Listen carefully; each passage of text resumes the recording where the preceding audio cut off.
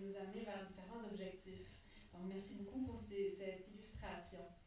Avant de passer aux questions du public, je vous avais donné le devoir, en fait, de nous préparer des questions.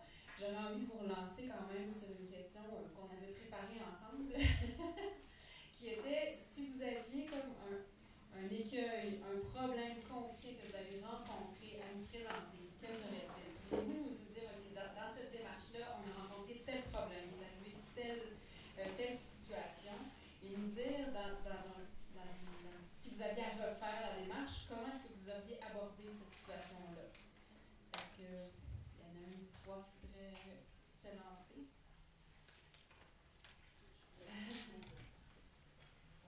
Dans notre cas, ce qui a été vraiment un défi, c'est le délai avec lequel on travaillait. C'est souvent ça le problème. Mais, donc, on a commencé à travailler avec Technoculture Club en janvier. Et le projet devait se passer en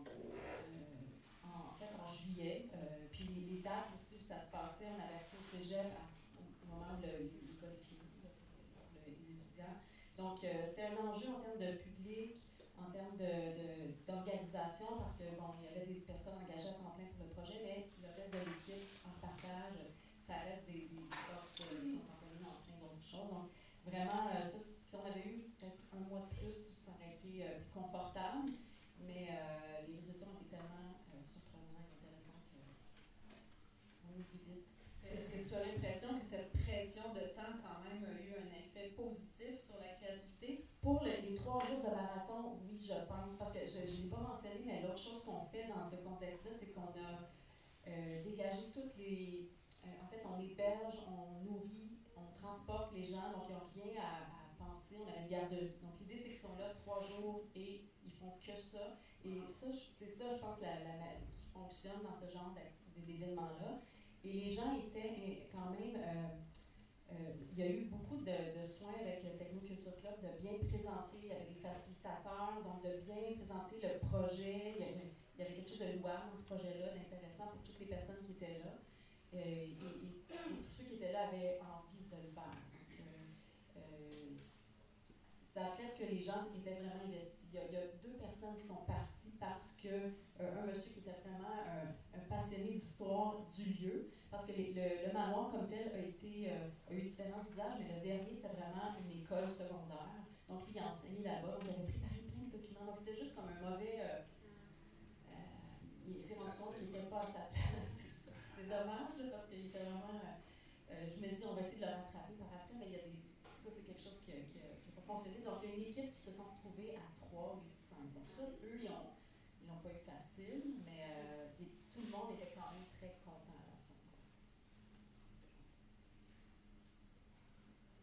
Ben, alors, le temps est clairement un pour nous aussi, dans la mesure où livrer un prototype, comme on avait imaginé un parcours, mais finalement, le prototype qu'on a livré, c'était une petite portion de ce parcours-là. Alors, je pourrais vous reparler peut-être plus dans 1 an et demi ou 2.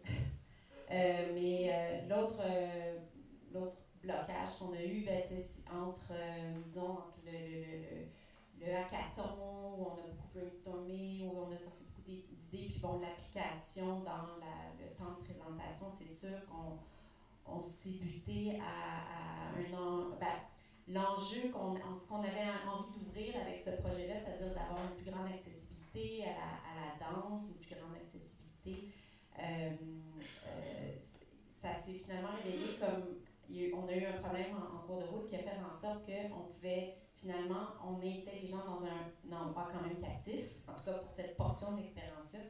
Puis la question aussi des technologies, évidemment, l'application qui était utilisée était seulement téléchargeable. En tout cas, ça pouvait seulement être utilisé avec des iPhone 8 ou des iPad Pro. Là, on se disait, ben, qui a ça aujourd'hui? Je veux dire, nous, juste dans notre équipe à l'Agora et à Tangente, il n'y a personne qui en avait. Donc ça a été vraiment... ça a été un enjeu. Finalement, pour alléger le processus puis pour ouvrir un peu plus, on a décidé de louer des iPads et de les donner donc clés en main aux utilisateurs, au public. Mais là, ça nous limitait dans le nombre parce qu'évidemment, on ne peut pas avoir 150 iPad Pro loués pour des questions budgétaires, entre autres. Donc, c'est un petit peu ça.